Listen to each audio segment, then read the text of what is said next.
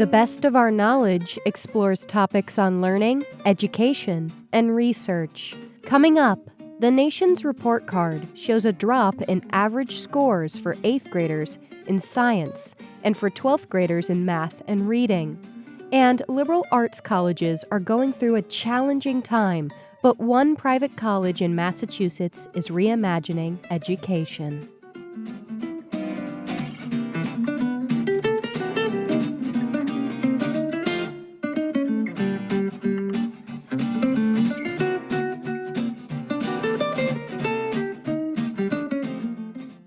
You're listening to The Best of Our Knowledge. I'm Madeline Reynolds. The latest National Assessment of Education Progress, perhaps better known as the nation's report card, shows a drop in average scores for 8th graders in science and for 12th graders in math and reading. The 2024 results were released on September 9th by the National Center for Education Statistics. They also mark the first post-pandemic NAEP scores for each assessment. The numbers show continued declines in proficiency among American students. Lucas Willard spoke with Dr. Benjamin Solomon, an associate professor at the University at Albany School of Education, to ask what he thought of the latest numbers. It's not good. So, the test is given at 4th, 8th, and 12th grade. It's given every 2 years to 4th and 8th grade in reading and math, and then I believe every 4 years to 12th graders. So this is the second one, I believe, for 4th and 8th graders since the pandemic, but the first one since the pandemic for our 12th graders. And what it has shown is slightly different patterns in reading and math. For reading, scores have largely stagnated since the pandemic. Just persistently low scores, with those that are sort of in the 75th or 90th percentile holding their own, but those below gradually falling. And if you look at it, the proficiency rate in 12th grade, which you mentioned, is pretty low. I don't quote me on this, but I think it's in the 30s. I think around 35% ballpark. For math, we see a slightly different pattern where scores were slowly ticking up pretty much until the pandemic. But then there was a clear drop as students, were pushed out of school, pushed into remote learning. And then in 22, we saw a slight uptick for our higher kids, but a stagnation on our lower kids. And then in the most recent one, that stagnation persisted. So we're still significantly below pandemic level achievement for math. 12th graders were also, I believe, assessed in science this year. And there was significant concerns there, pretty low scores, gender gaps between male and female students, which were emerging, and overall low achievement that is below prior levels. So overall, it's a pretty concerning picture. There's also a preparedness score that's given to 12th graders. So Are these students prepared to go to college? And I just want to point out that the most recent report says that 35% of 12th graders are prepared to go to college in reading, and that's down from 37%. From 2019. So you had mentioned the pandemic, and a lot of people, maybe I'm generalizing, but there's a lot of finger pointing to the pandemic to say this is the great disruptor, and now we're still seeing the consequences of that. But as you have pointed out, and what the numbers have shown, is that there's been a decline for a while now. But when it comes to the pandemic, what's your assessment, and maybe what do the numbers say of how students are faring? Was there a exacerbation of those numbers because of the pandemic? Did it accelerate declines that were already in the works? Yeah, I mean, the pandemic certainly had an effect. And it would make sense because in reading we saw sort of a stagnation, but students get some level of incidental reading exposure in and out of school, right? There's text all around us. So it makes sense that the pandemic had less of an effect on reading than it did in math. Students tend to only get math in one place, school. And we've learned remote learning is not really terribly effective, especially for our at-risk learners and especially for our younger kiddos. So that makes sense why we saw a bit more of a crash in math.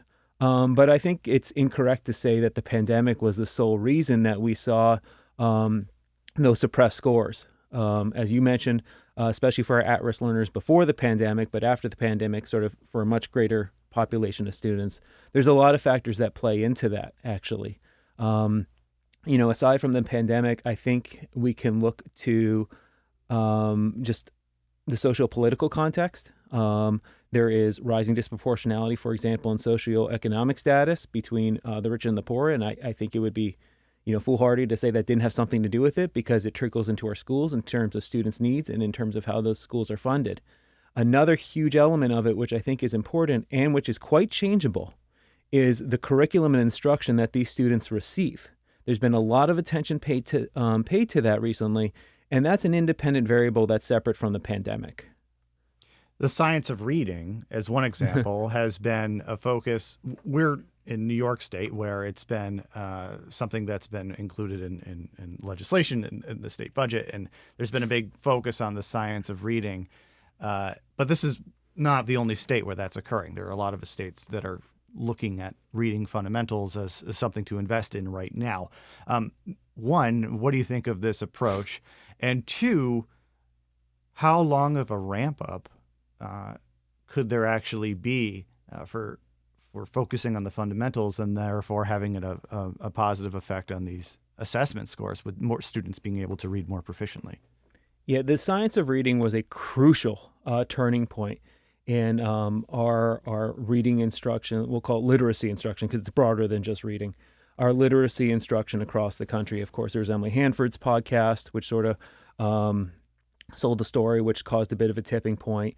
At the same time, the Reading League emerged in Syracuse, and we also had states starting to pilot specific models. For example, Mississippi is often brought up as being one of the first to hold on to the science of reading and then show meaningful gains in their student population because of it. In New York, admittedly, we're a little bit behind the curve on that. Whereas other states, I think, were getting on that, a couple years ago. Only recently did New York release sort of a science of reading initiative.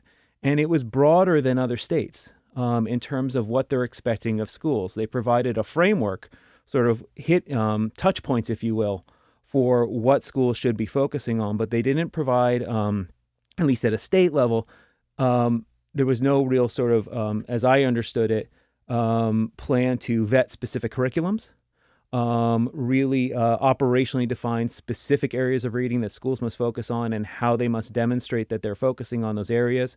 So we absolutely did acknowledge the science of reading in New York, but it's a little hazier than has been sort of institutionalized in other states. And that's promising, but I think it's also a little concerning because I think when you look at what variables lead to change with schools, you need very specific directions. You need crystal clear directions because otherwise things get lost in translation. And geez, it's hard to be a teacher these days, right?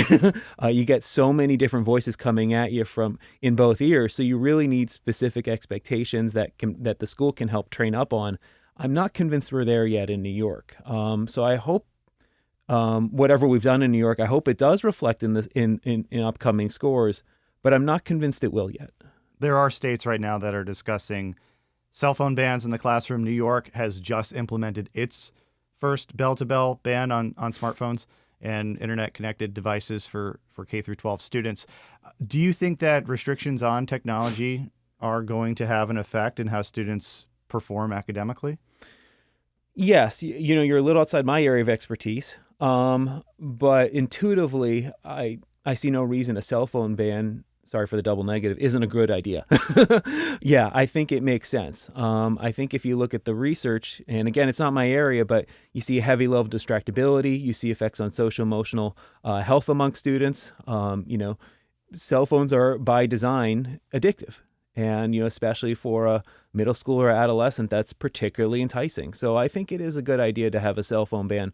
Although, again, I don't want to take attention away from the critical importance of curriculum and having high quality curriculums that align with the science of reading in schools. Both of those things, at the least, are important.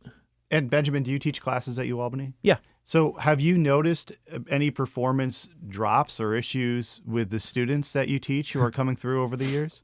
No, I haven't. I'm very proud of my students. They do a great job.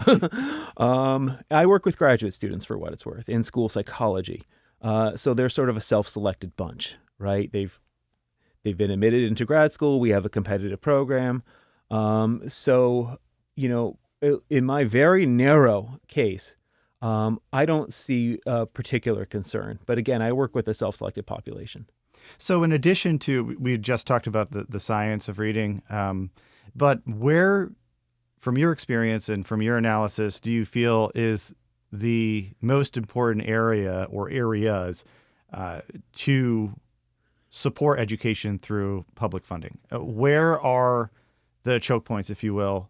What should be the focus from leaders at the state or in the federal government to ensure that reading proficiency, academic proficiency, math is science, that students are performing where they should be? That's a big, broad question, but take it where you will.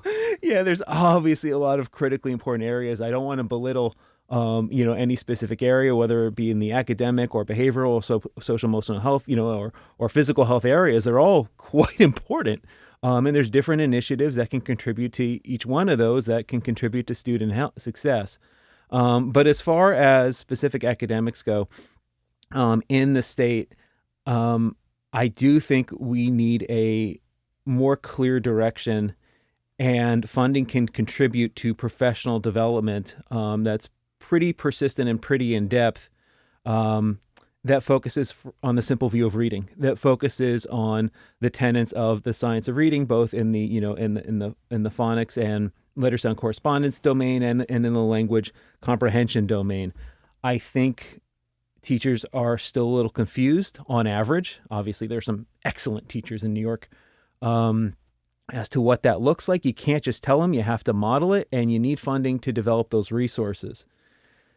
So that would be pretty important to me. And I think we need to put groups together to make a greater focus on specific curriculums that have been shown to work. And again, connect that to teachers. Don't speak at them, model it and provide supports in schools. And I think that will pay dividends. A similar picture for math, which is actually my area of focus. There's been, we talk about the reading wars, but there are math wars too.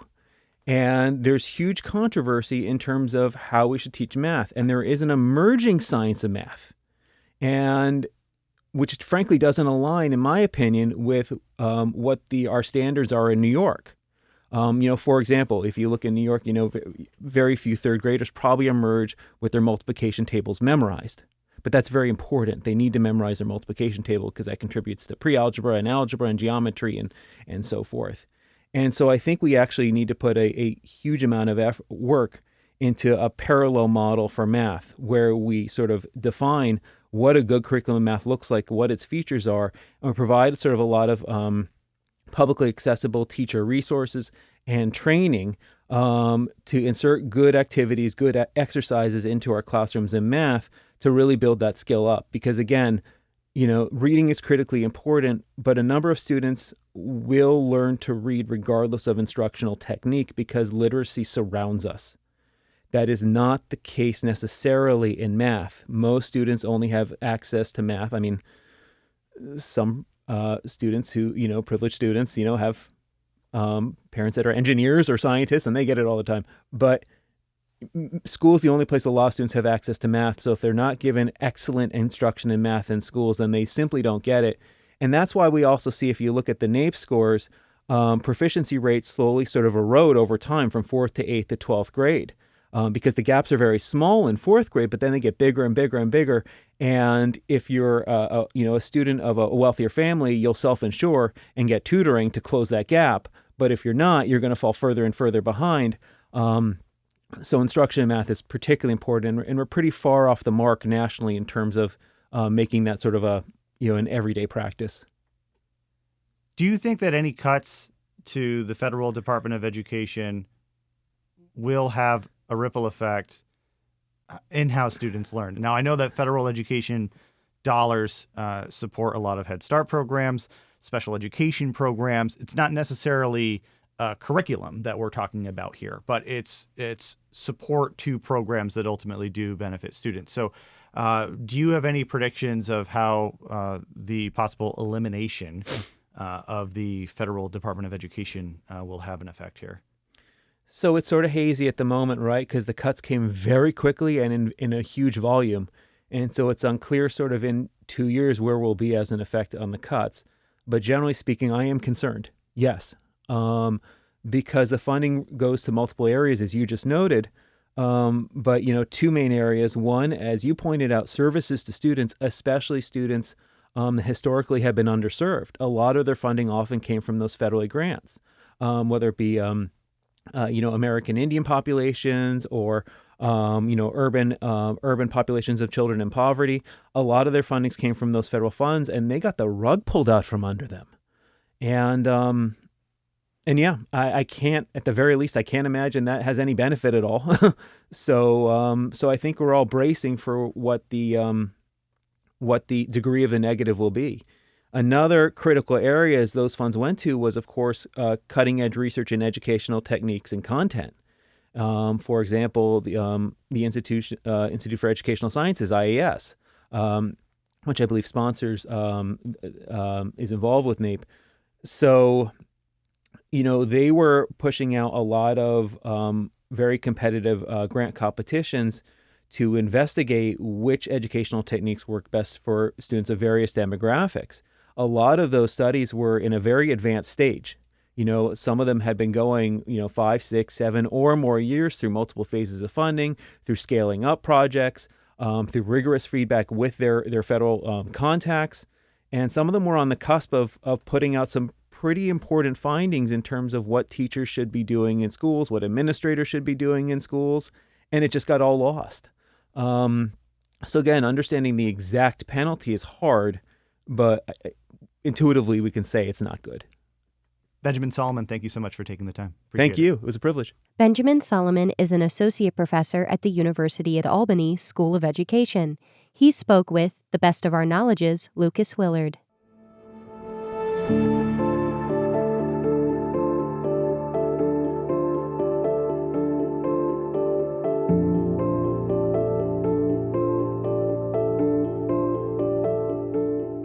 You're listening to the best of our knowledge. I'm Madeline Reynolds. In a challenging time for liberal arts colleges, when attitudes toward higher education are changing amid a shift in what employers are seeking, one private college in Massachusetts is reimagining education. Brandeis University recently announced its plan to reinvent the liberal arts. The blueprint offers new academic structures, curricula, degree programs, teaching methods, and career education. To learn more, Lucas Willard spoke with Brandeis University President Arthur Levine. We're seeing profound changes in demographics, economics, technology, globalization, and now politics. And what it means is that, what's going to mean is that 20 to 25% of all college, every college is going to feel this. 20 to 25% are going to close. Community colleges and regional universities are increasingly going to move to online formats. And it's very, very important in this new world of profound change that we have programs that will prepare students for the world they're really going to face. There's this incredible quote from Henry Adams. So the guy, his father, they were all presidents. And he was a journalist, and he was a historian. And he went to Harvard in the mid-19th century. And he claimed he received an 18th century education for a world plunging into the 20th century. He received an education that was 200 years behind the times. That's the challenge, and that's the opportunity that every college in America is facing now. So, President Levine, this past week, as we're speaking right now, you unveiled the Brandeis plan to reinvent the liberal arts. And what immediately stuck out for me when taking a look at just sort of the cheat sheet with some of the details about this plan is that career preparation is a primary focus, not just you're going to learn your take your history class and take your language credit and take your science laboratory class, and there's a career counselor who's available on campus. That seems to be very much the old way of doing things. This is a career in every single step of a student's education. So can you tell me a little bit more about what that integration is actually going to look like in classrooms? Sure. First, another quick history lesson. Sure. What I'd say is this: the liberal arts have always been practical.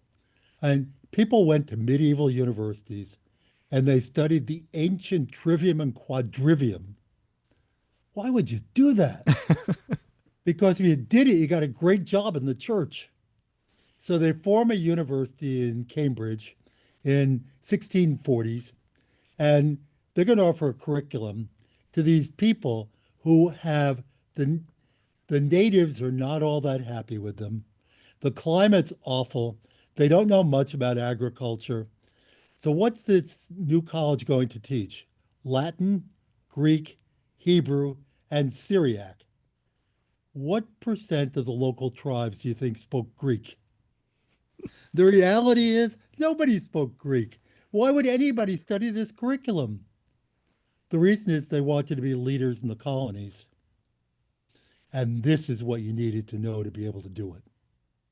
So that higher education, liberal arts have always been practical, and they've shifted over time to accommodate the needs of the society and the needs of and the state of knowledge. So when we talk about careers, we're only making it explicit. We're not doing anything the liberal arts hadn't done historically. And I guess the reason for talking about careers is the liberal arts are most successful, which, to paraphrase Jane Addams, the social reformer, when they have one foot in the library, which is the accumulated knowledge of humanity, and one foot in the street. Well, when the world changes fast, we lose traction with the street, and we need to restore it. And that's why the emphasis is so heavy on careers.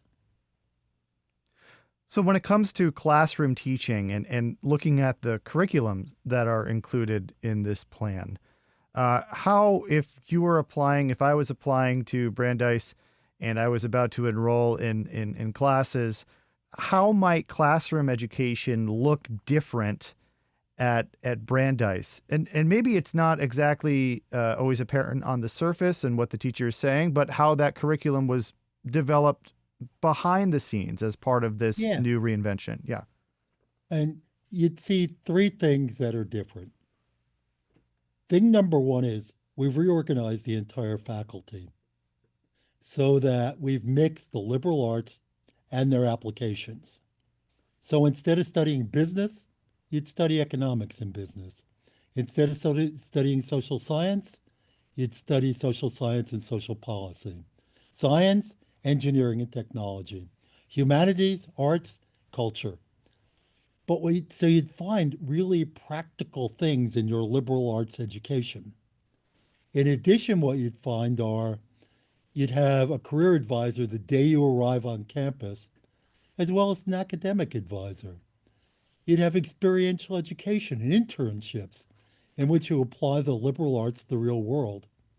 And finally, you'd get a new transcript, a second transcript, which would record all the career aligned competencies that you've achieved while in college that can be sent to employers, it can be sent to graduate schools, professional schools. You have a record of what you know and you can do. And you'll have another transcript which gives the courses and the grades you got. And one more thing. Every school has general education. It's this long list of courses. Take one here, one there, one. And we said, what would be far better is if we focused on the skills and knowledge you need to live in this world, this emerging world. So let's revise the whole curriculum. And on top of that, let's make it competency based. So what it means is we'll be teaching students the life skills they need. We'll be teaching them about critical thinking. We'll be teaching them about communication. We'll be teaching them about cooperative work. We'll be teaching about all the things they need in their lives of a general nature. And speaking of emerging technology, I want to ask about AI and artificial intelligence, which it seems to be everybody's talking about these days, especially how it relates to education. There's on one hand the possibilities of this technology, and then on the other hand, there's the warnings of the do not do this, do not do that with this technology. But how is Brandeis embracing AI in its instruction moving forward? Yeah, we're building a lab. The internships, the advising, the second transcript is it's all under the Center for Applied Liberal Arts and Careers. There's one other piece. It's a lab. What we want to do is we want to work on applying AI, virtual reality as well, to pedagogy in order to prepare students for the world that they're going to enter. So that's critical. You asked about, God, what do you do with AI? Is it a menace? Is this going to destroy all of higher education? Or is this some boon, some wonderful thing? It's definitely not a menace. Um, the, the greatest opportunity it offers us, it's out of the box now. We can't put it back in the box. It's going to dominate our society and our culture. The question is, how do we use it constructively? And we need to figure out what the guardrails are going to be. But we also need to use it in ways that can really enhance learning for students. And if you look at AI, I saw a debate recently between two principals in the French Revolution. Real people. What they'd done was reconstructed the things they thought and turned it into a debate between these two people. Education's going to be a lot like that. Virtual reality is going to make it possible not only to lecture about 5th century Athens, we can take people there. In a few years, we'll be able to smell the smells, which had to be putrid. There was no sewer system. But they'll be able to talk to people. They'll be able to walk the grounds. They'll be able to see 5th century Athens. What more could you ask? These are incredible learning tools. We just have to figure out how to use them and not be afraid of them. Arthur Levine is the Brandeis University president. He spoke with, the best of our knowledge's, Lucas Willard. This has been The Best of Our Knowledge, episode 1823. The Best of Our Knowledge is a national production of WAMC Northeast Public Radio. Thanks to Lucas Willard. The latest on all National Productions programs is available via the Airwaves newsletter and our flagship station's website, wamc.org. Until next time, I'm Madeline Reynolds.